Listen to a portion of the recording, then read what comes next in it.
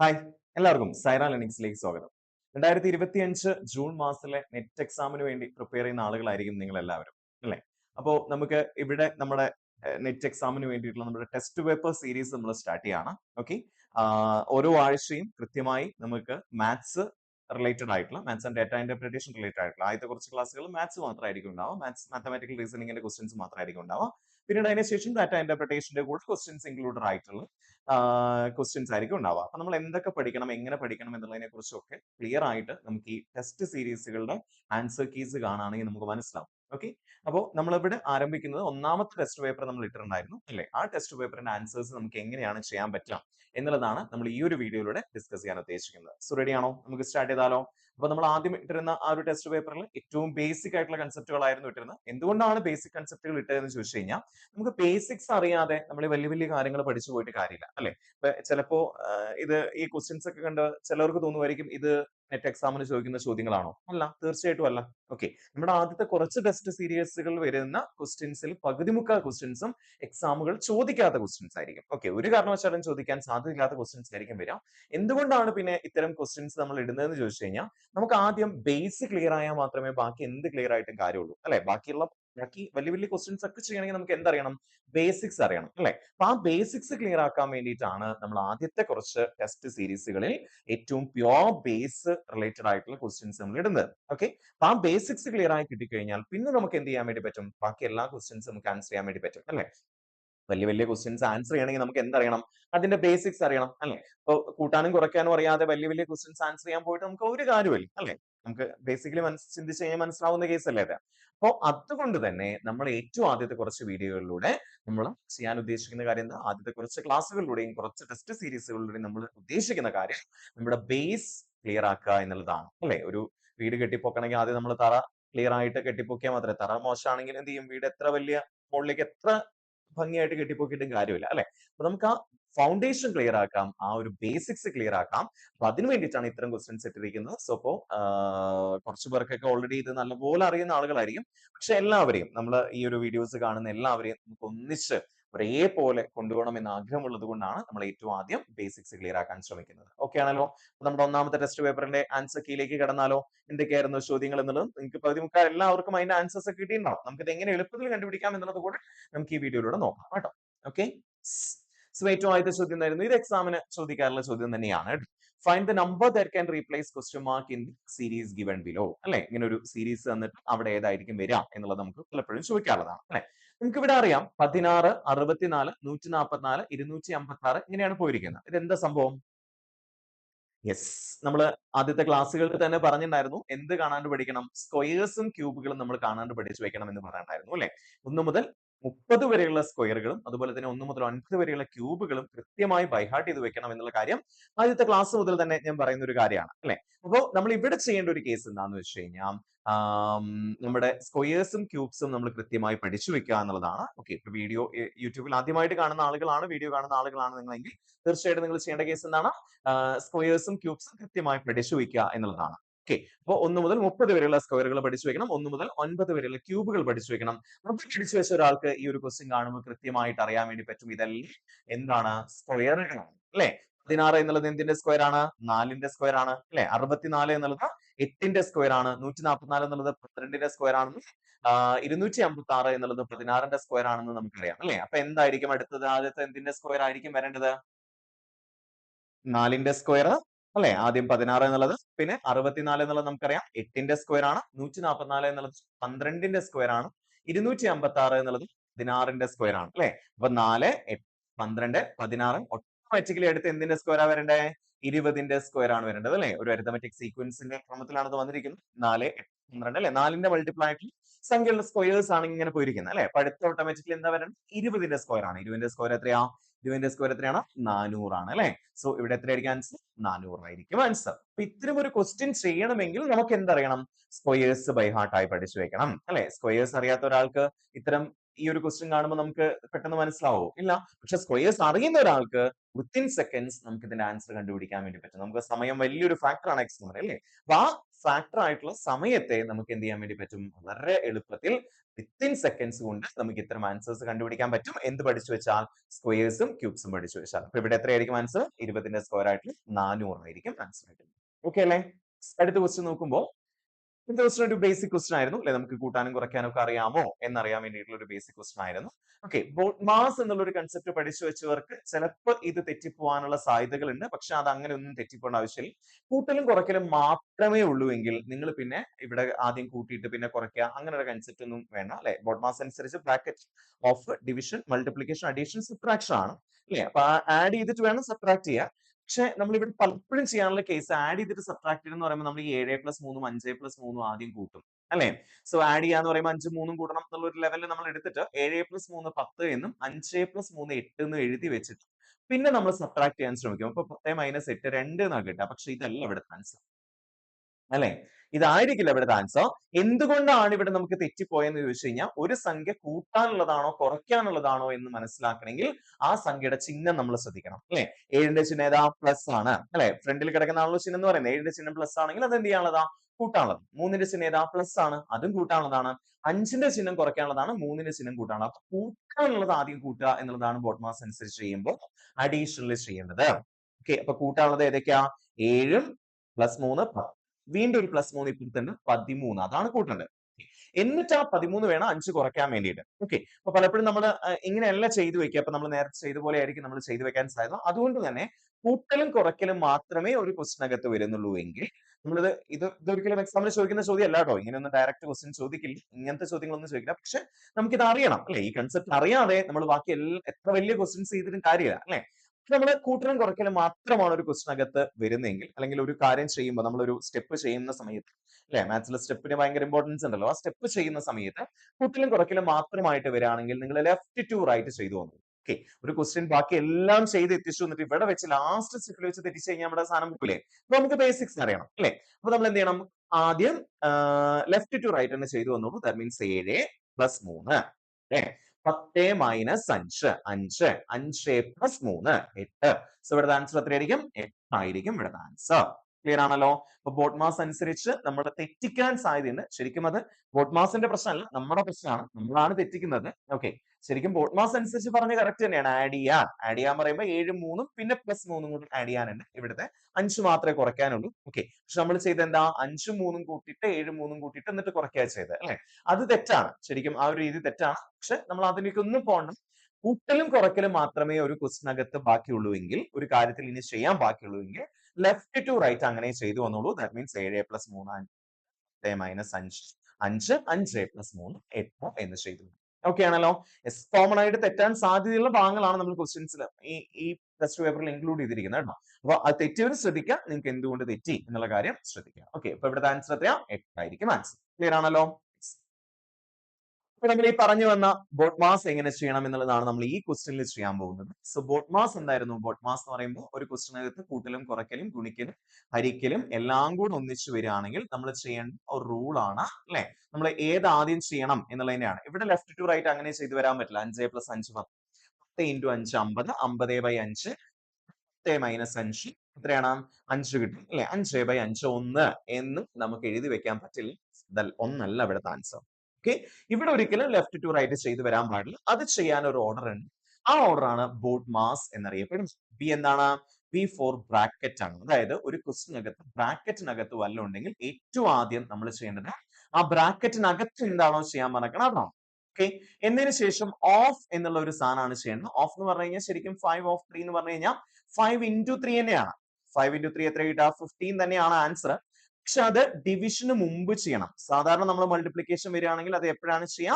ഡിവിഷന് ശേഷമാണ് ചെയ്യുക. പക്ഷെ ഓഫ് ആണ് വരുന്നതെങ്കിൽ നമ്മൾ ഡിവിഷന് മുമ്പ് ചെയ്യണം എന്ന് മനസ്സിലാക്കണം. Okay, so bracket of division multiplication എന്തായിരിക്കും? അഡീഷൻ ആൻഡ് എസ് എന്തായിരിക്കും? സബ്ട്രാക്ഷൻ, അല്ലെ? അപ്പൊ ഈ ഒരു ഓർഡർ അനുസരിച്ച് വേണം നമ്മൾ ഏത് ക്വസ്റ്റ്യനും ചെയ്തു വരാൻ വേണ്ടിയിട്ട്. ഓക്കെ, അതിന് കറക്റ്റ് ആയിട്ടൊരു ഓർഡർ ഉണ്ടാവണം. Bracket of division multiplication addition subtraction. അപ്പൊ ഈ ഒരു ക്വസ്റ്റ്യനിൽ 5 + 5 × 5 / 5 - 5 / 5 നമുക്ക് എന്താ ചെയ്യാൻ പറ്റാം? ഈ ക്വസ്റ്റ്യനിൽ നമ്മൾ ഏതാണ് ആദ്യം ചെയ്യേണ്ടത്? ഞാൻ ആദ്യം ആ ക്വസ്റ്റ്യൻ ഒന്നും കൂടെ ഒന്ന് എടുത്ത് എഴുതാം. 5 plus 5 into 5 divided by 5 minus 5 by 5 അല്ലേ? സോ ഈ ക്വസ്റ്റ്യനിൽ ഞാൻ ഏറ്റവും ആദ്യം ചെയ്യേണ്ടത് ഏതാണ്? ബ്രാക്കറ്റ് ഉണ്ടോ അവിടെ? ഇല്ല അല്ലെ? ബ്രാക്കറ്റിനകത്ത് ഒന്നും കിടക്കുന്നില്ല. ബ്രാക്കറ്റ് എന്ന് പറയുന്ന ഒരു സാധനം എവിടെ വരുന്നില്ല. ബ്രാക്കറ്റ് വിട്ടേക്കും. ഓഫ് എവിടെയെങ്കിലും വന്നിട്ടുണ്ടോ? ഓഫ് തന്നെ തരും. ഓഫ് എവിടെയെങ്കിലും വന്നിട്ടുണ്ടോ? ഇല്ല അല്ലെ? പിന്നെ ഏതാണ്? ഡിവിഷൻ ഉണ്ട്. ഏതൊക്കെയാണ് ഡിവൈഡ് ചെയ്യാൻ പറഞ്ഞേക്കണം? 5 ഡിവൈഡഡ് ബൈ 5 ചെയ്യാൻ പറഞ്ഞിട്ടുണ്ട് ആദ്യം ഇവിടെ. ഇപ്പൊ നമ്മൾ അതിന് താഴെ ഒരു ചുമ്മാ ഒരു വര വരച്ച് വെച്ചു. അടുത്തും 5 ഡിവൈഡഡ് ബൈ 5 ചെയ്യാൻ പറഞ്ഞിട്ടുണ്ട്. ഇവിടെയും നമ്മൾ ഒരു വര വരച്ച് വെച്ചു. ഓക്കെ, ഇത് നമ്മൾ ആദ്യം ബേസിക്സ് ആണ് പറഞ്ഞു പോകുന്നത്. ഇത് നമുക്ക് ഇതിനും കുറച്ചും കൂടെ എളുപ്പത്തിൽ ചെയ്യാൻ വേണ്ടി പറ്റും. സ്റ്റെപ്പുകളൊക്കെ കുറച്ച് ചെയ്യാൻ വേണ്ടി പറ്റും. അത് നമുക്കൊന്ന് ബേസിക് ക്ലിയർ ആയതിനു ശേഷം മറ്റൊരു ക്വസ്റ്റ്യൻസ് ഒക്കെ വരുന്ന സമയത്ത് ഞാനത് പറഞ്ഞുതരാം.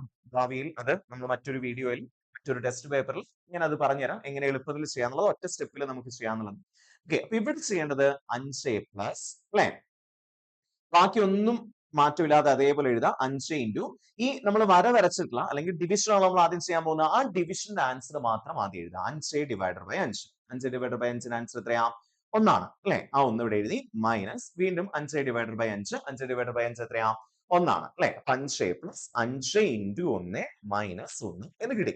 അതായത് ഡിവിഷൻ ചെയ്യേണ്ട സ്ഥലത്ത് മാത്രം ഡിവിഷൻ ചെയ്യാം. ബാക്കിയുള്ളതൊക്കെ ഒരു മാറ്റവും ഇല്ലാതെ ആ സംഖ്യകളും ചിഹ്നങ്ങളും അതേപോലെ എടുത്തെഴുതും. ഡിവിഷൻ കഴിഞ്ഞു. ഇനി അടുത്ത് എന്താ നമ്മൾ ചെയ്യേണ്ടത്? മൾട്ടിപ്ലിക്കേഷൻ അല്ലെ? മൾട്ടിപ്ലിക്കേഷൻ എന്ന് പറയുമ്പോൾ ഏതാ ചെയ്യേണ്ടത്? 5 ഇൻറ്റു 1 ആണ്. അപ്പൊ ബാക്കിയൊക്കെ അതേപോലെ എഴുതുന്നു. 5 പ്ലസ് 5 ഇൻറ്റു 1 എത്രയാണ്? 5 ആണ് മൈനസ് 1 ആണ് അല്ലെ? ഇനി നമുക്കറിയാം കൂട്ടലും കുറയ്ക്കലും വന്നു കഴിഞ്ഞാൽ പിന്നെ നിങ്ങൾ അതൊന്നും നോക്കണ്ട. ലെഫ്റ്റ് ടു റൈറ്റ് ചെയ്തു വന്നോളൂ. നമ്മൾ നേരത്തെ പറഞ്ഞ പോലെ 5 പ്ലസ് 5 5 പ്ലസ് 5 എത്രയാ? 10 മൈനസ് 1 10 മൈനസ് 1 എത്രയാ? 9. കണ്ടോ, നമ്മൾ നേരത്തെ ലെഫ്റ്റ് ടു റൈറ്റ് ചെയ്തു വന്നപ്പോൾ നമുക്ക് ആൻസർ എത്ര കിട്ടിയേ? 1 എന്നായിരുന്നു. അങ്ങനെ കിട്ടിയിട്ട് ആൻസർ എഴുതി വെച്ചാൽ നമ്മുടെ ആൻസർ തെറ്റാവില്ലേ? തെറ്റും അല്ലെ? ഈ ക്വസ്റ്റ്യൻ ഡയറക്റ്റ് ചോദിക്കുന്ന ചോദ്യമല്ല, പക്ഷെ നമുക്ക് എക്സാമിന് അറിയണം. ഓക്കെ, ഇത് മറ്റൊരു രീതിയിൽ ചോദിക്കും. അത് നമുക്ക് നിങ്ങൾ ഓൾറെഡി ക്വസ്റ്റ്യൻ പേപ്പറിൽ കണ്ടിട്ടുണ്ടോ അല്ലെ? ആ ചോദിക്കുന്ന രീതി ഏതാണെന്നുള്ളത് നമ്മൾ ഓൾറെഡി നമ്മൾ ഈ ഇതിൽ തന്നെ ഇൻക്ലൂഡ് ചെയ്തിട്ടുണ്ട്. സോ അതിലേക്ക് വരുമ്പോൾ ഞാൻ ഡീറ്റെയിൽ ആയിട്ട് പറഞ്ഞു. അപ്പോ പക്ഷെ നമുക്ക് എന്തറിയണം? ഒരു ക്വസ്റ്റ്യൻ ചെയ്ത് കഴിഞ്ഞാൽ അതിന്റെ സ്റ്റെപ്പുകളൊക്കെ എത്തിയതിനു ശേഷം ഇങ്ങനെ ചെയ്യാൻ പറഞ്ഞു എന്ന് വരിക. 5 പ്ലസ് 5 ഡിവൈഡർ ബൈ 5 ഇങ്ങനെ ഒരു സാധനം വരികയാണെങ്കിൽ നമുക്ക് ഇതിന്റെ ആൻസർ എത്രയായിരിക്കും? നമ്മൾ ഇപ്പോ ലെഫ്റ്റ് ടു റൈറ്റ് ചെയ്ത് വരികയാണെങ്കിൽ 5 പ്ലസ് 5 10 ബൈ 5 2 കിട്ടുക. പക്ഷെ ശരിക്കും അതിന്റെ ആൻസർ അതാണോ? അല്ല. ഇവിടെ ഞാൻ ഡിവിഷൻ ആണ് ആദ്യം ചെയ്യുന്നത് അല്ലെ? 5 പ്ലസ് 5 ഡിവൈഡർ ബൈ 5 എത്രയാ? 1 എഴുതിയിട്ട് 5 പ്ലസ് 1 6 ആയിരിക്കും ആൻസർ. ഓക്കെ, ഒരു കാരണവശാലും ബോഡ് മാസ് എന്നുള്ള ഒരു കൺസെപ്റ്റ് നമ്മൾ മറന്നു പോരുത്. അത് ഇങ്ങനെ ഡയറക്റ്റ് ചോദിക്കുമ്പോൾ മാത്രമല്ല നമുക്ക് ബാധകം. നമ്മൾ ഏത് ക്വസ്റ്റ്യൻ ചെയ്തു വരുമ്പോൾ ലാസ്റ്റ് ഇങ്ങനെയൊക്കെ വന്നു കഴിഞ്ഞാൽ, അതായത് പ്ലസും മൈനസും ഇൻറ്റും ഒക്കെ അതിനകത്ത് വന്നു കഴിഞ്ഞാൽ നിങ്ങൾ ഈ റൂൾ ഓർക്കണം. ഈ റൂൾ അനുസരിച്ച് തന്നെയായിരിക്കണം നമ്മൾ ആൻസർ ചെയ്യുന്നത്. ക്ലിയർ ആണല്ലോ? അടുത്തൊരു ക്വസ്റ്റ്യൻ വരുമ്പോ 18 എന്നാണ് കുറെ ബ്രാക്കറ്റും കുറെ സംഭവങ്ങളൊക്കെ വന്നിട്ടുണ്ട് അല്ലെ? ഓഫ് വന്നിക്കണു, ഇങ്ങനെയൊക്കെ വന്നിക്കണു. സോ നമുക്കറിയാം നമ്മൾ ഏറ്റവും ആദ്യം ഒരേ ക്വസ്റ്റിനകത്ത് തന്നെ ഡിഫറെന്റ് ബ്രാക്കറ്റുകളും ഇവിടെ വന്നിട്ടുണ്ട് അല്ലെ? സോ ഇവിടെ ഞാൻ ഏറ്റവും ആദ്യം മനസ്സിലാക്കേണ്ട കേസ്, നിങ്ങൾ ആദ്യം ഒരു ബ്രാക്കറ്റിനുള്ളിലേക്ക് പോവുക എന്നുള്ളതാണ്. ഓക്കെ, സോ അപ്പൊ നമുക്ക് ആദ്യം എന്ത് ചെയ്യാം? ഇവിടുത്തെ ബ്രാക്കറ്റ് നമുക്ക് ഓപ്പൺ ചെയ്യാം. ഓക്കെ, അപ്പൊ ഈ ഒരു ബ്രാക്കറ്റ് നമുക്ക് ഓപ്പൺ ചെയ്യാം. അതായത് ഞാൻ ഇതിങ്ങനെ എഴുതുന്നു. വലിയൊരു ബ്രാക്കറ്റ് പുറത്തുണ്ട് അല്ലെ? പിന്നെ ഒരു കുഞ്ഞ് ബ്രാക്കറ്റ് ഉണ്ട്. 18 മൈനസ് അല്ലെ? ഡിവൈഡഡ് ബൈ 4 അല്ലെ? പിന്നെ പ്ലസ് ഇവിടെ എന്താ വന്നേക്കണേ? 72 മൈനസ് 12 ഡിവൈഡഡ് ബൈ 3 ഓഫ് 2 ഇങ്ങനെയാണ് വന്നേക്കണേ. സോ ഇവിടെ നമ്മൾ ചെയ്യേണ്ടത്, നമുക്ക് വേണമെങ്കിൽ ഓക്കെ ഞാൻ ഇവിടെ ഒന്നുകൂടെ ഞാൻ പറയാം. അതായത് ഇത് രണ്ട് ബ്രാക്കറ്റ് ആണല്ലോ. ഇപ്പുറത്ത് വേറൊരു വലിയ ബ്രാക്കറ്റ്, ഇപ്പുറത്ത് വേറൊരു വലിയ ബ്രാക്കറ്റ്. ഇതിനെ രണ്ടായിട്ട് വേണമെങ്കിൽ സ്പ്ലിറ്റ് ചെയ്ത് നമുക്ക് സെപ്പറേറ്റ് ചെയ്യാം. പക്ഷെ നമുക്ക് ഇപ്പോ ബോഡ് മാസിന്റെ റൂൾ അനുസരിച്ച് തന്നെ ചെയ്തു വരാം. അപ്പൊ നമ്മൾ ആദ്യം ചെയ്യേണ്ടത് എന്താണ്? ബ്രാക്കറ്റിനകത്തേക്ക് പോകാം.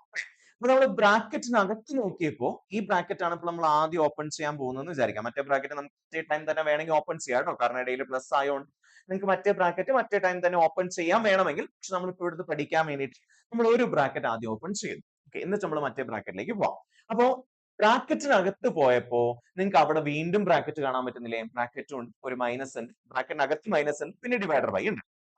ഓക്കെ, ബ്രാക്കറ്റിനകത്ത് വീണ്ടും നിങ്ങൾ ബോഡ് മാസ് അപ്ലൈ. ഓക്കെ, അതായത് ഇതിനകത്ത് നമ്മൾ ഏത് ആദ്യം ചെയ്യണം എന്ന് അറിയാൻ വേണ്ടിയിട്ട്, ഈ വലിയ ബ്രാക്കറ്റിനകത്ത്, ഈ സ്ക്വയർ ബ്രാക്കറ്റിനകത്ത് നമ്മൾ ഏത് ആദ്യം ചെയ്യണം എന്ന് അറിയാൻ വേണ്ടിയിട്ട് അതിന്റെ ഉള്ളിലേക്ക് പോയപ്പോൾ നമുക്ക് ബ്രാക്കറ്റ് കാണാൻ പറ്റുന്നു, ഡിവൈഡർ ബൈ കാണാൻ പറ്റുന്നു, മൈനസ് കാണാൻ പറ്റുന്നു, ഇതൊക്കെ കാണാൻ പറ്റുന്നു അല്ലെ? അപ്പൊ നമ്മൾ വീണ്ടും അവിടെ എന്ത് അപ്ലൈ ചെയ്യണം? ബോഡ് മാസ് അപ്ലൈ ചെയ്യണം. അപ്പൊ നമ്മൾ എന്താ ആദ്യം ചെയ്യേണ്ടത്? ബ്രാക്കറ്റ് ആണ് ഏറ്റവും ആദ്യം ചെയ്യേണ്ടത്. അതായത് ഡിവൈഡർ ബൈ അല്ല ആദ്യം ചെയ്യേണ്ടത്. എന്താ ചെയ്യേണ്ടത്? ബ്രാക്കറ്റ് ആണ്. അപ്പൊ ഈ 18 മൈനസ് 6 അതായത് ഒരു ക്വസ്റ്റ്യനിൽ നമുക്ക് ഫൈനലി സിംഗിൾ ആൻസർ കിട്ടുന്നത് വരെ നമ്മൾ ബ്രാക്കറ്റ് ഇട്ടിട്ട് തന്നെ പോരാ. അപ്പൊ ഇവിടെ എന്താ വരാ 18 - 6 ചെയ്യേണ്ടത്. 18 - 6ന്റെ ആൻസർ എത്രയാ? 12 അല്ലേ? 12 ഇവിടെ എഴുതി ഡിവൈഡഡ് ബൈ 4 എഴുതി ബ്രാക്കറ്റ് നമ്മൾ വീണ്ടും എഴുതി പ്ലസ് ഇട്ടുള്ള ബ്രാക്കറ്റ് ഒക്കെ അതേപോലെ തന്നെ ആ ക്വസ്റ്റ്യൻ ഒക്കെ അതേപോലെ തന്നെ നമ്മൾ റിപ്പീറ്റ് ചെയ്തതാണ്. 72 - 12 ഡിവൈഡഡ് ബൈ 3 ഓഫ് 2 എന്നുള്ളതൊക്കെ നമ്മൾ ഒരു മാറ്റവും വരുത്താതെ എഴുതി. ഓക്കെ, ഇനി നമുക്കറിയാം ഇനി വീണ്ടും ഈ ബ്രാക്കറ്റിനകത്തേക്ക് പോകുമ്പോൾ എന്താ വന്നിക്കണ 12 ഡിവൈഡഡ് ബൈ 4 അത് മാത്രമല്ലേ ഉള്ളൂ അവിടെ. അപ്പൊ നമുക്കിനി ഒരു സിംഗിൾ ആൻസറിലേക്ക് 12 ഡിവൈഡഡ് ബൈ 4ന്റെ ആൻസർ എത്രയാ? 12 ഡിവൈഡഡ് ബൈ 4 3 ആണ് അല്ലെ? ഒരു സിംഗിൾ ആൻസറിലേക്ക് എത്തിയില്ലേ?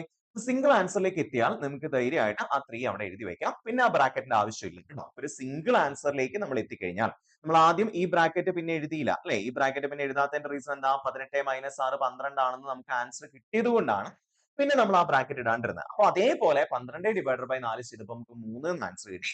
അപ്പൊ നമുക്ക് ഇനി എന്തിന്റെ ആവശ്യമില്ല? ബ്രാക്കറ്റിന്റെ ആവശ്യമില്ല അല്ലെ? സോ ഇനി 3 പ്ലസ് ഇവിടെ വലിയൊരു ബ്രാക്കറ്റ് 72 - 12 ഡിവൈഡഡ് ബൈ 3 ഓഫ് 2. അപ്പൊ നമ്മൾ ഇനി ഇവിടെ നോക്കുമ്പോൾ എന്തൊക്കെയാ വന്നിക്കണ? ഇവിടെ ഒരു ഇടത്തൊരു പ്ലസ് കിടക്കണു, ഇവിടെ 72 - 12 ഡിവൈഡഡ് ബൈ 3 ഓഫ് 2 എന്നൊക്കെ കിടക്കുന്നു. അപ്പൊ നമ്മൾക്ക് ഇനി അടുത്ത പരിപാടി എന്താ? ഈ ബ്രാക്കറ്റിന് ഓപ്പൺ ചെയ്യാന്നുള്ളതാണ്. അപ്പോൾ വീണ്ടും ബ്രാക്കറ്റും പ്ലസും ആണ് വന്നിക്കണം. ആ ബ്രാക്കറ്റിന് ഓപ്പൺ ചെയ്യാന്നുള്ളതാണ്. ഇനി ആ ബ്രാക്കറ്റിനകത്തേക്ക് പോകുമ്പോൾ എന്തൊക്കെ വന്നിട്ടുണ്ട്? മൈനസ് ഉണ്ട്, ഡിവൈഡഡ് ബൈ ഉണ്ട്, ഓഫ് ഉണ്ട് അല്ലെ? നമ്മൾ ഏതാണ് ബ്രാക്കറ്റിനകത്ത് ഏറ്റവും ആദ്യം ചെയ്യണം? വീണ്ടും ബോട്ട് മാസ് അപ്ലൈ ചെയ്യണം. ബ്രാക്കറ്റിനകത്ത് വീണ്ടും ബ്രാക്കറ്റിൽ ഓഫ് ഉണ്ട് അല്ലെ? അപ്പൊ ഏതാണ് ആദ്യം ചെയ്യേണ്ടത്? ഈ 3 ഓഫ് 2ന്റെ ആൻസർ കണ്ടുപിടിക്കുക എന്നുള്ളതാണ്. അപ്പൊ 3 പ്ലസ് എന്തെഴുതി? 72 മൈനസ് 12 ഡിവൈഡഡ് ബൈ എന്ന് എഴുതി. എന്നിട്ട് 3 ഓഫ് 2ന്റെ ആൻസർ എത്രയാ? നമ്മൾ പറഞ്ഞു 3 ഓഫ് 2 എന്ന് പറഞ്ഞാൽ എന്ത് തന്നെയാണ്? 3 into 2 തന്നെയാണ്. 3 into 2 എത്രയാ? 6 ആണ് അല്ലെ? അപ്പൊ അതവിടെ എഴുതാം. ഓക്കെ, അതായത് നമ്മൾ സാധാരണ ഇൻറ്റു ചെയ്യുന്നത് എപ്പോഴാണ്? ഡിവിഷന് ശേഷമാണ് അല്ലെ? പക്ഷെ ഓഫ് വരികയാണെങ്കിൽ അത് എപ്പോ ചെയ്യണം? ഡിവിഷന് മുമ്പ് ചെയ്യണം. അപ്പൊ 3 ഓഫ് 2ന്റെ ആൻസർ ആയിട്ടുള്ള 6 നമ്മൾ ആദ്യം എഴുതി. ഓക്കെ ആണല്ലോ? യെസ്. ഇനി അടുത്ത പരിപാടി എന്താ? 3 പ്ലസ് അടുത്ത് വീണ്ടും ഈ ബ്രാക്കറ്റ് നമ്മുടെ കഴിഞ്ഞിട്ടില്ല. ഇവിടെ ഇനി എന്താ ചെയ്യേണ്ടത്? ബ്രാക്കറ്റിനകത്ത് ഡിവിഷൻ ആണ് ചെയ്യേണ്ടത് അല്ലെ? 72 മൈനസ് 12 ഡിവൈഡ് ബൈ 6ന്റെ ആൻസർ എത്രയാ? 2 അല്ലെ? അപ്പൊ 72 മൈനസ് 2 എന്ന് എഴുതി. ഓക്കെ, ബ്രാക്കറ്റിനകത്ത് ഇനിയും നമുക്ക് എന്ത് ചെയ്യാനുണ്ട്? മൈനസ് ചെയ്യാനുണ്ട്. സോ 3 പ്ലസ് 72 മൈനസ് 2 എത്രയാ? 72 മൈനസ് 2 എന്ന് പറയുമ്പോൾ 70 ആണ് വരിക അല്ലെ? ഇനി നമ്മൾ ബ്രാക്കറ്റ് എഴുതണോ? വേണ്ട, കാരണം സിംഗിൾ ആൻസറിലേക്ക് എത്തി. അപ്പൊ അങ്ങനെ 3 plus 70 3 plus 70യുടെ ആൻസർ എത്രയാ? 73 is answer. So here 73 ആയിരിക്കും നമ്മുടെ ആൻസറിലേക്ക്. ക്ലിയർ ആണോ? അപ്പൊ എങ്ങനെയാണ് ചെയ്യേണ്ടത് എന്നുള്ളതിനെ കുറിച്ച് ഒരു ബേസിക് ഐഡിയ ഉണ്ടോ? നമ്മൾ ചെയ്യേണ്ട പരിപാടി എന്താ? നമ്മൾ ആദ്യം ബ്രാക്കറ്റിനകത്ത് ബ്രാക്കറ്റ് ഉണ്ടെങ്കിൽ അത് ആദ്യം ചെയ്യണം. അതായത് ബ്രാക്കറ്റിനകത്ത് നമ്മൾ വീണ്ടും ബോട്ട് മാസ് അപ്ലൈ ചെയ്യണം. ബ്രാക്കറ്റ് വരുന്ന സമയത്ത് ബ്രാക്കറ്റിനകത്ത് വീണ്ടും കുറെ ചിഹ്നങ്ങളും സംഭവങ്ങളൊക്കെ ഉണ്ടെങ്കിൽ അതിനകത്ത് വീണ്ടും ബോട്ട് മാസിന്റെ റൂൾ അനുസരിച്ചാണ് ചെയ്ത് വരേണ്ടത്. ഓക്കെ, ശരിക്കും പറഞ്ഞു കഴിഞ്ഞാൽ നമുക്ക് ഇവിടെ സിംഗിൾ സ്റ്റെപ്പ് ആയിട്ട് ചെയ്യാൻ വേണ്ടിയിട്ട് എന്ത് ചെയ്യാൻ വേണമെങ്കിൽ ഈ ബ്രാക്കറ്റും ഒരേ ബ്രാക്കറ്റുകളല്ലേ അല്ലേ? അപ്പൊ നമുക്ക് ഇവിടെ പ്ലസ് ഇടയ്ക്ക് വന്നോണ്ട് നമുക്ക് എന്ത് ചെയ്യാം? ഈ ബ്രാക്കറ്റ് സെപ്പറേറ്റ് ഓപ്പൺ ചെയ്യാം. ഇവിടെ വേറെ ബോട്ട് മാസ് അപ്ലൈ ചെയ്ത് നമുക്ക് അത് ഓപ്പൺ ചെയ്യാം. അതായത് ഇത്രയും സ്റ്റെപ്പ് ചെയ്യേണ്ട ആവശ്യമില്ല എന്ന് മാത്രം. നമ്മളത് മനസ്സിലാക്കാൻ വേണ്ടി ചെയ്തുകൊണ്ട് നമ്മൾ അത് കുറച്ച് ഡീറ്റെയിൽ ആയിട്ട് കുറച്ചുകൂടെ വലിച്ചു വാരി കുറച്ചുകൂടെ എന്താ പറയാ ഡീറ്റെയിൽ ആയിട്ട് ചെയ്തു എന്ന് മാത്രമേ ഉള്ളൂ. ഓക്കെ, അത് അത്രയും ചെയ്യേണ്ട ആവശ്യമില്ല. ശരിക്കും പറഞ്ഞു കഴിഞ്ഞാൽ നമുക്ക് വീണ്ടും പറഞ്ഞ അടുത്ത ടെസ്റ്റ് പേപ്പറുകളൊക്കെ വരും 1-2 ക്വസ്റ്റ്യൻസ് ഇതുപോലെ ഇൻക്ലൂഡ് ചെയ്തിട്ട് അതിനെ എളുപ്പത്തിൽ ചെയ്യുന്ന മെത്തേഡ്സ് ഒക്കെ നമുക്ക് അതിൽ ഇൻക്ലൂഡ് ചെയ്യും. അടുത്ത ക്വസ്റ്റ്യനിലേക്ക് പോയാലോ? താഴെ തന്നിരിക്കുന്നതിലെ നെഗറ്റീവ് നമ്പർ ഏതാന്നുള്ളതാണ്. അതായത് നമുക്ക് നെഗറ്റീവ് നമ്പേഴ്സും പോസിറ്റീവ് നമ്പേഴ്സും വരുമ്പോൾ ഗുണിക്കാൻ, കൂട്ടാൻ, കുറയ്ക്കാൻ, ഗുണിക്കാൻ അല്ലെ എല്ലാം നമുക്ക് അറിയണം അല്ലെ? ഗുണിക്കാൻ, കുറയ്ക്കാൻ, ഹരിക്കാൻ ഇതിനെല്ലാത്തിനും നമുക്ക് അറിയണം. സോ അപ്പൊ അതൊന്ന് മനസ്സിലാക്കാൻ വേണ്ടിയിട്ടാണ് നമ്മൾ ഇങ്ങനെ ഒരു ചോദ്യം ഇൻക്ലൂഡ് ചെയ്തിരിക്കുന്നത്. ഇത് എക്സാമിന് ചോദിക്കുന്ന ചോദ്യമല്ല. ഓക്കെ, പക്ഷെ നമുക്ക് അറിയണം അല്ലെ? നമുക്ക് ഇങ്ങനത്തെ ക്വസ്റ്റ്യൻസ് ഒക്കെ ചെയ്യാൻ അറിയണം. അപ്പൊ നമുക്ക് ആദ്യം നോക്കാം. ആദ്യത്തെ എ ക്വസ്റ്റ്യന്റെ ആൻസർ എന്തായിരിക്കും വരിക? നമുക്ക് നോക്കാം. -2 into -3. നമുക്കറിയാം ഗുണിക്കുമ്പോഴും ഹരിക്കുമ്പോഴും ഏതെങ്കിലും ഒരു ചിഹ്നം ഡിഫറെന്റ് ആണെങ്കിൽ രണ്ട് സംഖ്യകളെ തമ്മിൽ ഗുണിക്കുകയോ ഹരിക്കുകയോ ചെയ്യുമ്പോൾ ഏതെങ്കിലും ഒരു ചിഹ്നം ഡിഫറെന്റ് ആണെങ്കിൽ ആൻസർ എന്തായിരിക്കും? ആൻസർ നെഗറ്റീവ് ആയിരിക്കും. രണ്ട് ചിഹ്നങ്ങളും സെയിം ആണെങ്കിലോ എന്ന് വെച്ചാൽ രണ്ടും പോസിറ്റീവ് അല്ലെങ്കിൽ രണ്ടും നെഗറ്റീവ്, രണ്ട് ചിഹ്നങ്ങളും സെയിം ആണെങ്കിലോ ആൻസർ എന്തായിരിക്കും? പോസിറ്റീവ് ആയിരിക്കും.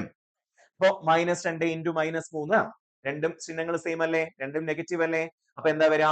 2 into 3 6 എന്നുള്ളതായിരിക്കും ഇവിടെ ആൻസർ വരും. -2 into -3 എന്ന് പറഞ്ഞാൽ എത്രയായിരിക്കും ആൻസർ?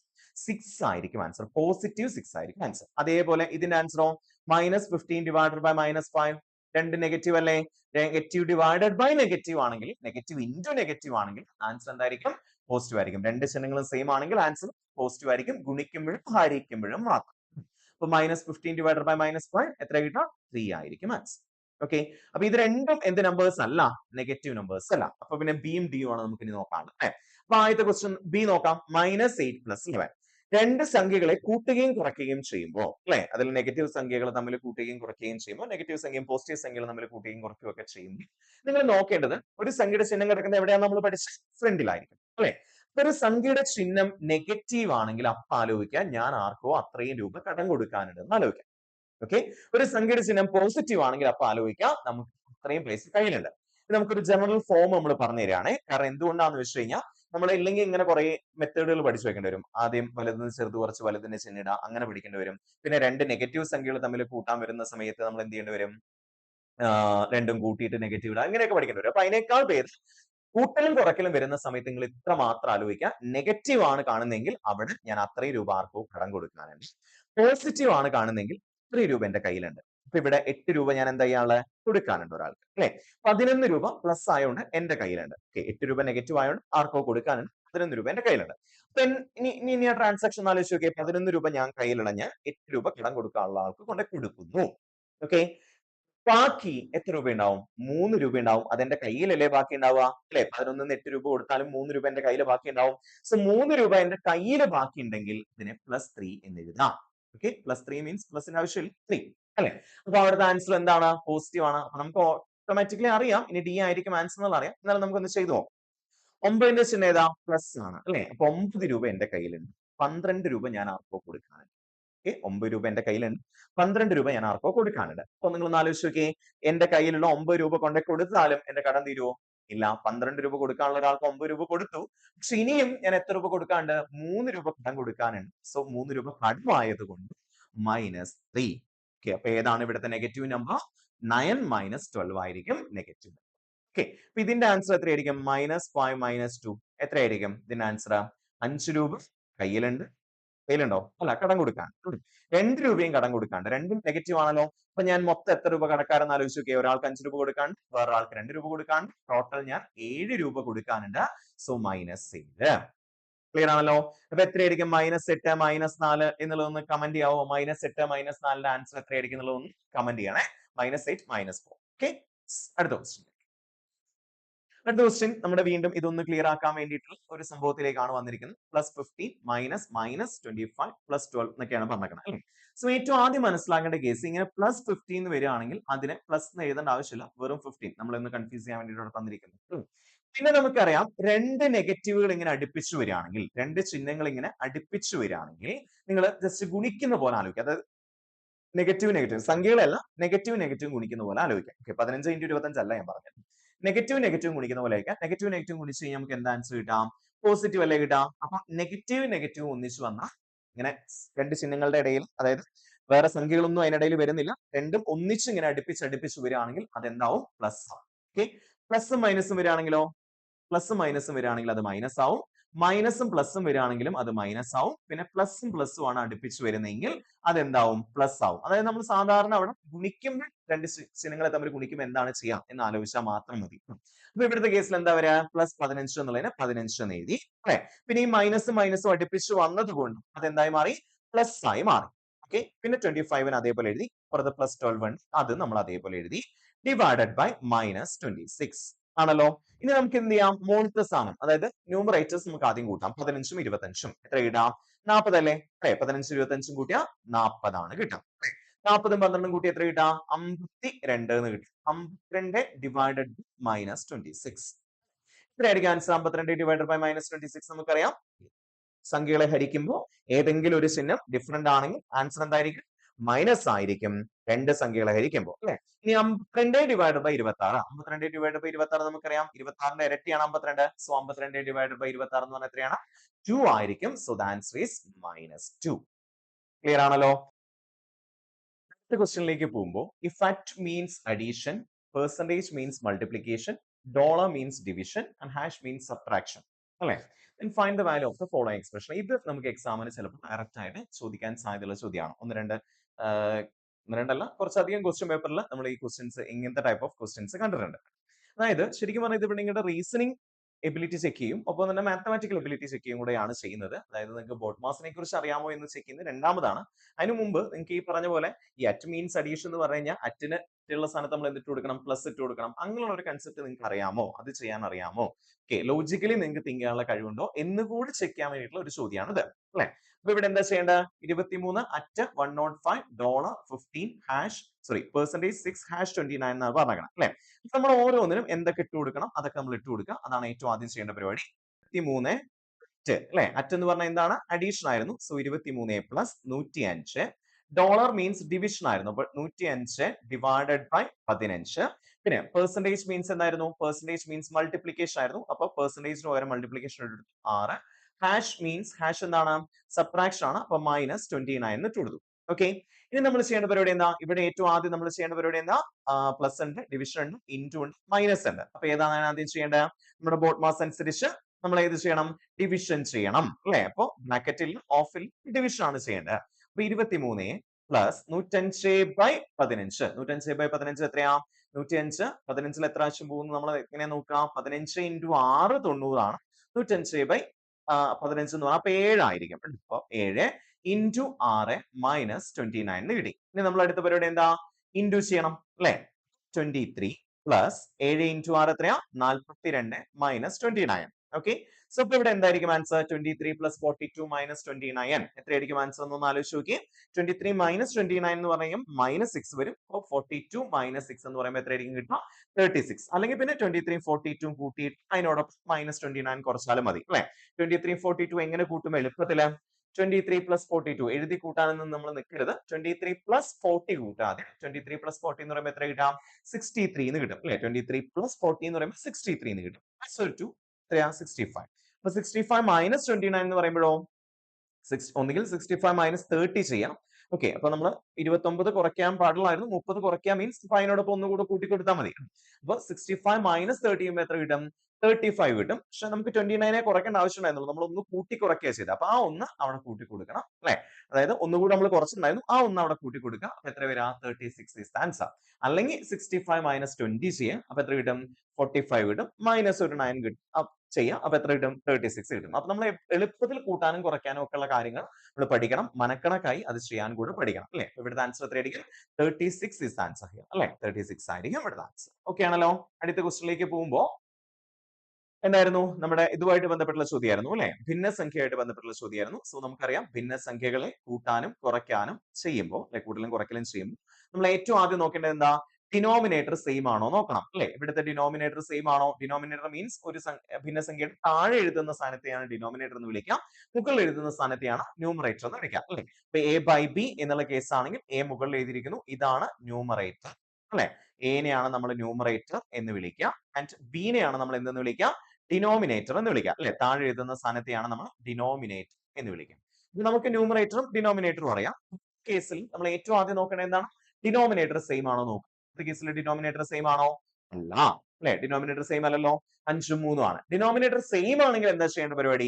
സപ്പോസ് 7/5 - 2/5 ആയിരുന്നെങ്കിൽ നമുക്ക് പണി എളുപ്പമായിരുന്നു. എന്താ ചെയ്യേണ്ടത്? ഇവിടെ 7/5 - 2/5 ആയിരുന്നെങ്കിൽ നമ്മൾ ചെയ്യേണ്ട പരിപാടി എന്താണ്?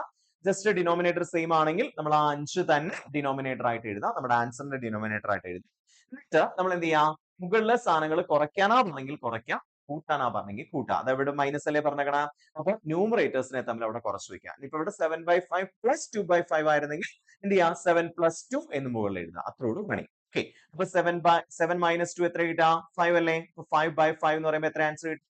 1 ആയിരിക്കും ആൻസർ ആയിട്ട് വരിക അവിടെ. ഓക്കെ, അപ്പൊ 7/5 - 2/5 എന്ന് പറയുമ്പോൾ 7 - 2/5 എന്ന് എഴുതിയാൽ മതി, ഡിനോമിനേറ്റർ സെയിം ആണെങ്കിൽ.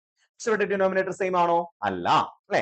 ഡിനോമിനേറ്റർ സെയിം അല്ലാത്തത് കൊണ്ട് നമ്മൾ ഇവിടെ ചെയ്യേണ്ട ഒരു മെത്തേഡിന്റെ പേരാണ്, വേറെ കുറെ മെത്തേഡ്സ് ഉണ്ട്, എൽസിഎം മെത്തേഡും കാര്യങ്ങളൊക്കെ ഉണ്ട്, അത് നമുക്ക് പിന്നീട് എടുക്കുമ്പോൾ പറയാം. ഇവിടെ നമ്മൾ ചെയ്യേണ്ട പരിപാടിയാണ് 7/5 - 2/3 ചെയ്യാൻ വേണ്ടിയിട്ട് ക്രോസ് മൾട്ടിപ്ലിക്കേഷൻ എന്ന് പറയുന്ന ഒരു മെത്തേഡ്. ഓക്കെ, ക്രോസ് മൾട്ടിപ്ലിക്കേഷൻ എന്ന് പറയുമ്പോൾ എന്താ ചെയ്യേണ്ടി വരാം? 7 × 3. 7 × 3 എത്രയാ? 21, അല്ലെ? എപ്പോഴും നമ്മൾ മൈനസ് ചെയ്യുമ്പോൾ പ്രത്യേകിച്ചും ശ്രദ്ധിക്കേണ്ടത്, മൈനസും പ്ലസും ചെയ്യുമ്പോൾ ഇങ്ങനെ തന്നെ ചെയ്ത് പഠിച്ചാൽ മതി. ആദ്യത്തിന്റെ ന്യൂമറേറ്ററിനെ രണ്ടാമത്തിന്റെ ഡിനോമിനേറ്റർ കൊണ്ട് തന്നെ മൾട്ടിപ്ലൈ ചെയ്യാം. തിരിച്ചു മൾട്ടിപ്ലൈ ചെയ്ത് കഴിഞ്ഞാൽ നമുക്ക് ആൻസർ തെറ്റിപ്പോകും. ആദ്യം ഇത് ചെയ്ത് കഴിഞ്ഞാൽ തെറ്റിപ്പോവേ. ഓക്കെ, അപ്പൊ 7 into 3 21 എഴുതി. പിന്നെ ഇവിടുത്തെ ചിഹ്നം എന്താണെന്ന് നോക്കിയിട്ട് അത് ഇവിടെ എടുത്ത് എഴുതി. ഇവിടെ മൈനസ് ആണ്, അപ്പൊ ആ മൈനസ് അതേപോലെ എടുത്ത് എഴുതി. എന്നിട്ട് 5 into 2 എത്ര കിട്ടാം? 10 ആ കിട്ടാം അല്ലെ? ആ 10 അവിടെ എഴുതി. ഡിവൈഡർ ബൈ താഴെ 5 into 3 എത്ര കിട്ടാം? 15 ആയിരിക്കും. ആ 15 നമ്മൾ താഴെ എഴുതാം. അപ്പൊ ഇവിടുത്തെ ആൻസർ എത്രയാ? 21 minus 10. 21 minus 10 എത്രയാ? 11 അല്ലേ? അപ്പൊ 11 by 15 ആയിരിക്കും ഇവിടുത്തെ ആൻസർ ആയിട്ട് വരാം. സോ ഇങ്ങനെ നമുക്ക് ചെയ്യാം. ഓക്കെ ആണല്ലോ? ഇവിടെ പ്ലസ് ആയിരുന്നെങ്കിൽ ഇവിടെ ഇതിനിടയ്ക്ക് പ്ലസ് ഇട്ട് കൊടുക്കുക, അത്രേ ഉള്ളൂ. അതാണ് ക്രോസ് മൾട്ടിപ്ലിക്കേഷൻ എന്ന് പറയുന്ന മെത്തേഡ്. അപ്പൊ ഭിന്നസംഖ്യകളെ കൂട്ടാനും കുറയ്ക്കാനും കൃത്യമായി നമുക്ക് മനസ്സിലാവും. ഭിന്നസംഖ്യകൾ നിങ്ങളുടെ എക്സാമുകളിൽ ഫ്രാക്ഷൻസ് എന്ന് പറയുന്ന ഒരു പോർഷൻ, ഒരു ഇമ്പോർട്ടന്റ് പോർഷൻ തന്നെയാണ്. Okay, yes. ഇനി എന്താ അടുത്ത question? What will come in the place of question mark in the following equation if plus and minus are interchange and into and divided by are interchange? അല്ലെ, question എന്താണ്? പ്ലസും മൈനസും interchange ചെയ്യുകയും into ഡിവിഷനും ഇന്റർചേഞ്ച് ചെയ്യുകയും ചെയ്ത് കഴിഞ്ഞാൽ നമ്മുടെ ഇതിന്റെ ആൻസർ എന്തായി മാറും എന്നുള്ളതാണ് ചോദ്യം. അല്ലെ, അപ്പൊ നമ്മുടെ ക്വസ്റ്റ്യനിൽ നമ്മൾ എന്ത് ചെയ്യണം? ഇൻടു ഉള്ളിടത്തൊക്കെ ഡിവൈഡർ ബൈ ഇട്ട് കൊടുക്കണം, ഡിവൈഡർ ബൈ ഉള്ളിടത്തൊക്കെ ഇൻടു ഇട്ട് കൊടുക്കണം, മൈനസ് ഉള്ളിടത്തൊക്കെ പ്ലസ് ഇട്ട് കൊടുക്കണം, പ്ലസ് ഉള്ളിടത്തൊക്കെ മൈനസ് ഇട്ട് കൊടുക്കണം. ഇതാണല്ലോ പ്ലസ് മൈനസ് ഇന്റർചേഞ്ച് ചെയ്യാന്ന് പറഞ്ഞാലും ഇൻടു ഡിവൈഡർ ബൈ ഇന്റർചേഞ്ച് ചെയ്യാന്ന് പറഞ്ഞാലും ചെയ്യേണ്ട പരിപാടി. അല്ലെ, അപ്പൊ നമ്മൾ ഇവിടെ എന്താ ചെയ്യേണ്ടത്? 42 ഇൻടുവിന് പകരം എന്തിട്ട് കൊടുക്കണം എന്ന് പറഞ്ഞാൽ ഡിവൈഡർ ബൈ ഇട്ട് കൊടുക്കണം എന്ന് പറഞ്ഞു. അപ്പൊ ഡിവൈഡർ ബൈ 7, ഡിവൈഡർ ബൈക്ക് പകരം എന്തിട്ട് കൊടുക്കണം എന്ന് പറഞ്ഞാൽ ഇൻടു ഇട്ട് കൊടുക്കണം. 12 മൈനസിന് പകരം എന്തിട്ട് കൊടുക്കണം? പ്ലസ് ഇട്ട് കൊടുക്കണം. അല്ലെ, 77 പ്ലസിന് പകരം എന്തിട്ട് കൊടുക്കണം? മൈനസ് ഇട്ട് കൊടുക്കണം. സോ 13. നമ്മളെല്ലാം ഇന്റർചേഞ്ച് ചെയ്തു. അല്ലെ, ഇനി അടുത്ത പരിപാടി എന്താ? നമുക്ക് ഇതിനെ ആൻസർ കണ്ടുപിടിക്കണേ എന്തനുസരിച്ച് ചെയ്യണം? ബോട്ട് മാസ് അനുസരിച്ച് ചെയ്യണം. അല്ലെ, ബോട്ട് മാസിൽ ഏതാണ് ആദ്യം ചെയ്യേണ്ടത്? ഡിവൈഡഡ് ബൈ ആണ്. അല്ലെ, 42 by 7 എത്രയാ? 6 അല്ലേ? 6 into 12 plus 77 minus 13 ആണല്ലോ. യെസ്, ഇനി എന്താ അടുത്ത് ചെയ്യേണ്ടത്? 6 into 12 ചെയ്യണം. അല്ലെ, 6 into 12 അതായത് മൾട്ടിപ്ലിക്കേഷൻ ആണ് അടുത്ത് ചെയ്യേണ്ടത്. 6 into 12 ആൻസർ എത്രയാ? 12 into 6 72 ആണെന്ന് നമുക്കറിയാം. So 72 77 minus 13. ഇനി എത്രയായിരിക്കും ആൻസർ ഒന്ന് ആലോചിച്ച് നോക്കിയും. 72ഉം 77ഉം കൂട്ടണം. അല്ലെ, അപ്പൊ നമുക്ക് ആദ്യം എന്ത് ചെയ്യാം? 70ഉം 70ഉം കൂട്ടാം. 72ലും അല്ലെ 70 എടുത്തു, 77ൽ 70 എടുത്തു. എത്ര കിട്ടാം? 140 കിട്ടും. അല്ലെ, പിന്നെ 2ഉം 7ഉം അതായത് 72ല് ബാക്കി 2 ഉണ്ട്, 77ല് ബാക്കി 7 ഉണ്ട്, 2ഉം 7ഉം കൂട്ടി എത്ര കിട്ടാം? 9 കിട്ടും. അങ്ങനെ 149 എന്ന് കിട്ടും. ഇനി 149 നമ്മൾ എത്ര കുറയ്ക്കണം? 13 കുറയ്ക്കണം. 149 പോയാൽ എത്രയാ? 139 അല്ലേ? ഒരു 3 കൂടെ കുറയ്ക്കാം. അതായത് ആദ്യം കുറച്ചു പിന്നെ 3 കുറയ്ക്കാം. അപ്പൊ 149 10 കുറച്ച് 139, ഒരു 3 കൂടെ കുറച്ച് എത്ര കിട്ടാം? 136 ആയിരിക്കും ആൻസർ. ഞാനിതിങ്ങനെ എളുപ്പവഴികൾ പറഞ്ഞിരുന്ന നമ്മൾ അങ്ങനെ ചെയ്യാൻ വേണ്ടിയിട്ടാണ്. ആദ്യമൊക്കെ ചെയ്യുമ്പോൾ നമുക്ക് പെട്ടെന്ന് ഇപ്പൊ ഞാൻ പറഞ്ഞു പോകുന്ന സ്പീഡിലൊന്നും നമുക്ക് കിട്ടിക്കൊള്ളുന്നില്ല, അത് ഉറപ്പാണ് കിട്ടില്ല. ഓക്കെ, പക്ഷെ നമ്മൾ മെല്ലെ മെല്ലെ മെല്ലെ അത് ഓട്ടോമാറ്റിക്കലി നമ്മൾ ഇതിനേക്കാൾ എളുപ്പത്തിൽ ഞാൻ എഴുതി കുറയ്ക്കുമല്ലോ എന്ന് നമുക്ക് തോന്നിയേക്കാം ആദ്യമൊക്കെ. പക്ഷെ നിങ്ങളത് പ്രാക്ടീസ് ചെയ്ത് കഴിഞ്ഞാൽ നിങ്ങൾക്ക് അത് സിമ്പിൾ ആയിട്ട് കിട്ടും. നമുക്കത് ഏത് ക്വസ്റ്റ്യനും ഇതുപോലെ ചെയ്യാൻ വേണ്ടി പറ്റുകയും ചെയ്യും. ഇവിടുത്തെ ആൻസർ എത്രയായിരിക്കും? 136 ആയിരിക്കും ഇവിടെ. ക്ലിയർ ആണല്ലോ? അടുത്ത ക്വസ്റ്റ്യൻ.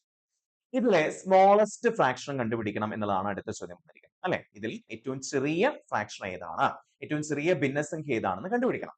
എങ്ങനെയാണ് നമുക്ക് ക്വസ്റ്റ്യൻസ് തരുന്ന സമയത്ത് ഇങ്ങനെ ക്വസ്റ്റ്യൻ തന്നു കഴിഞ്ഞാൽ നമ്മൾ എങ്ങനെയാ ഭിന്നസംഖ്യകളിൽ ഏറ്റവും ചെറുത് കണ്ടുപിടിക്കാം? ഇത് എക്സാമിന് ചോദിക്കുന്ന ഒരു ചോദ്യമാണ്, എക്സാമിന് ചോദിച്ചിട്ടുള്ള ചോദ്യമാണ്.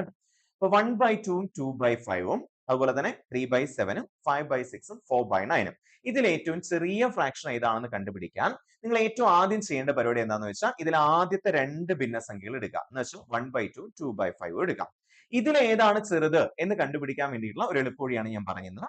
ഓക്കെ, ഈ 2 ഭിന്നസംഖ്യകൾ ഏറ്റവും ചെറുത് കണ്ടുപിടിക്കുന്നു, എന്നിട്ട് ആ ഭിന്നസംഖ്യ അടുത്ത ഭിന്നസംഖ്യയായിട്ട് കമ്പയർ ചെയ്യുന്നു. ഇങ്ങനെ ചെയ്തു പോയാൽ മതി. അപ്പൊ എങ്ങനെയാണ് ഈ ഭിന്നസംഖ്യകളിലെ ചെറുത് ഏതാണെന്ന് കണ്ടുപിടിക്കാന്ന് ചോദിച്ചാൽ ആദ്യം ചെയ്യേണ്ട പരിപാടി ഈ 1നെ 5 കൊണ്ട് ഗുണിക്കുക എന്നുള്ളതാണ്. ഓക്കെ, 1 into 5 നമുക്ക് എത്ര കിട്ടാം? 5 അല്ലേ? സോ ആ 5 ഇവിടെ എഴുതി വെക്കുക, അതായത് 1/2 താഴെ എഴുതി വെക്കുക. നമ്മൾ ക്രോസ് മൾട്ടിപ്ലിക്കേഷൻ നേരത്തെ കൂട്ടാനും കുറയ്ക്കാനും ചെയ്യുമ്പോൾ പഠിച്ചില്ലേ? അതേപോലെ ആദ്യത്തെ അംശത്തിനെ രണ്ടാമത്തെ ഡിനോമിനേറ്റർ അഥവാ ഛേദം കൊണ്ട് ഗുണിക്കാം. ന്യൂമറേറ്ററിനെ ഡിനോമിനേറ്റർ കൊണ്ട് ഗുണിക്കാം. എന്നിട്ട് നമ്മൾ ഏതിന്റെ ന്യൂമറേറ്റർ ആണോ എടുത്തിരിക്കുന്നത് അതിന് താഴെയായിട്ട് അതിന്റെ ആൻസർ എഴുതി വെക്കാം. ഓക്കെ, എന്നിട്ട് തിരിച്ചു ഗുണിക്കാം. 2 into 2 4. ഇവിടെ ഏതിന്റെ ന്യൂമറേറ്റർ നമ്മൾ എടുത്ത് ഇവിടുത്തെ ന്യൂമറേറ്ററിൽ എടുത്ത് അത് ഇവിടെ എഴുതി വെക്കും.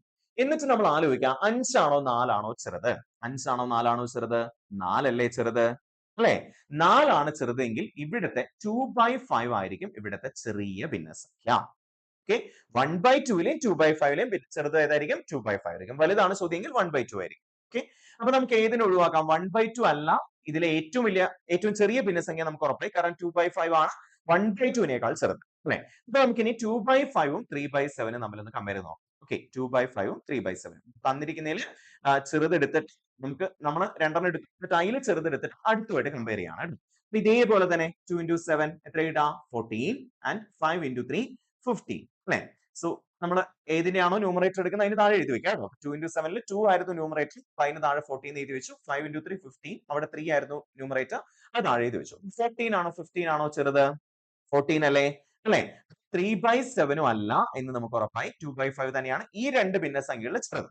ഓക്കെ, ഇനി 2/5നെയും 5/6നെയും നമുക്ക് കമ്പയർ ചെയ്യണം. അപ്പൊ 2/5 5/6. ഓക്കെ, again ഗുണിച്ചു 2 into 6 12 അല്ലെ, 5 into 5 25. ഇപ്പോഴും ഏതന്നെയാണ് ചെറുത്? 2/5 തന്നെയല്ലേ ചെറുത്? അപ്പൊ വീണ്ടും 5/6നെയും നമ്മൾ ഒഴിവാക്കി.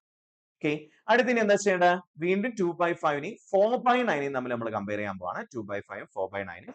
2 into 9 18, 5 into 4 20 അല്ലെ. അപ്പൊ നോക്കൂ, ഏറ്റവും ചെറുത് ഏത് തന്നെയാണ്? 2/5 തന്നെയാണ്. ഏറ്റവും ചെറിയ ഭിന്നസംഖ്യ വന്നിരിക്കുന്നത് 2/5ന്റെ സ്ഥലത്ത് തന്നെയാണ്. നമ്മൾ ഗുണിച്ചപ്പോൾ കിട്ടിയ ആൻസർ 2 into 9 18 and 5 into 4 20 കിട്ടി. 18 തന്നെയാണ് ചെറുത്. ദാറ്റ് മീൻസ് 2/5 തന്നെയാണ് ഇവിടുത്തെ ചെറുത്. അപ്പൊ ഇവിടുത്തെ ഏറ്റവും ചെറിയ ഭിന്നസംഖ്യ ഏതാണ്? നമ്മൾ എല്ലാമായിട്ട് കമ്പയർ ചെയ്ത 2/5 തന്നെയാണ് ഏറ്റവും ചെറുത്.